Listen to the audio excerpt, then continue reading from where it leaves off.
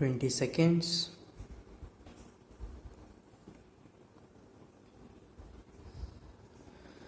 Be ready 10 seconds.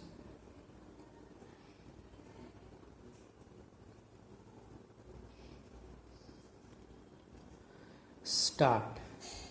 Now I would like to say that with this measure we are now adopting, to my mind it will not be possible to have this system or any other system functioning effectively. The number of clauses that we have included are so restrictive and rigid that it will not be possible for any system to function in this country. If at all it is able to function, it will be able to function with a lot of difficulties. It will be said afterwards that the industrial sector, particularly the private sector, has not been able to deliver the goods. I would like to warn the government that if anything happens in the future in which industrial production or production in the private sector has not gone up, it would be not because of lack of efforts on the part of the private sector, but because of the measure that we are now adopting. I have mentioned several times how this particular bill is very restrictive and how it will hamper the normal growth of companies in this country. It is a pity that when we are on the threshold of the second 5-year plan, such a measure should be passed in this house. I would now like to make a few observations about the speeches of some of the honorable members here. Shri Ashok Mehta justifies the restrictions on managing agents by saying that managing agents are no longer the main source of finance. He also argues that profits have been high and will continue to remain high, and therefore he would like to see the managing agents being paid on a sliding scale. He is in the habit of referring to a number of books and making quotations from a number of them published in America or in other countries, and particularly by some of the professors.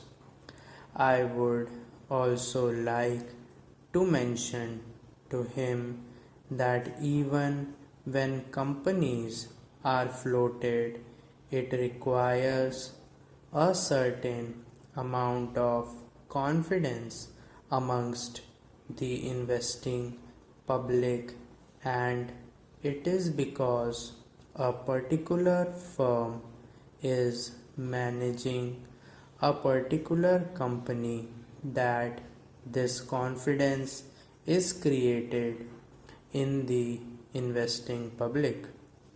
Even here, as the Honorable Finance Minister has said, there is a sort of overall light control.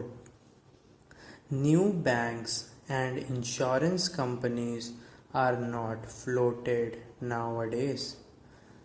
What you have are the few banks which are existing and a few insurance companies that are existing.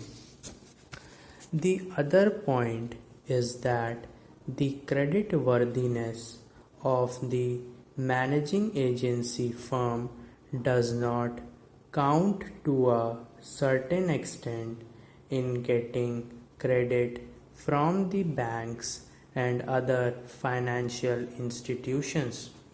Yesterday, it was mentioned by my friend that the crux of the problem is the question of payment of remuneration to a particular managing agency system. He said that in this bill, a definite encouragement has been given to the alternative type of management, namely the managing director or the manager, where an individual has been permitted to take 5%, while in the case of the managing agency it has been permitted to take about 10%.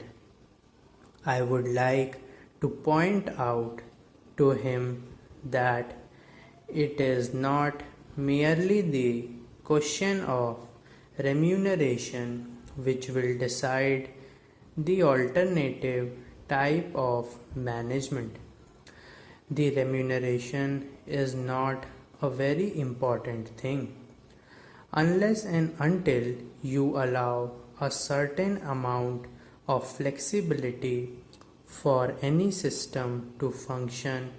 It will not be possible to evolve any other system to take the place of the managing agency system.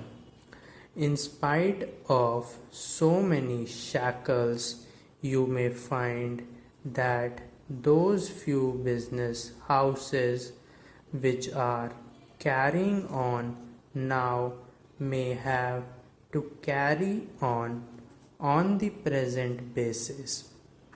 You may not find many new people coming in the field.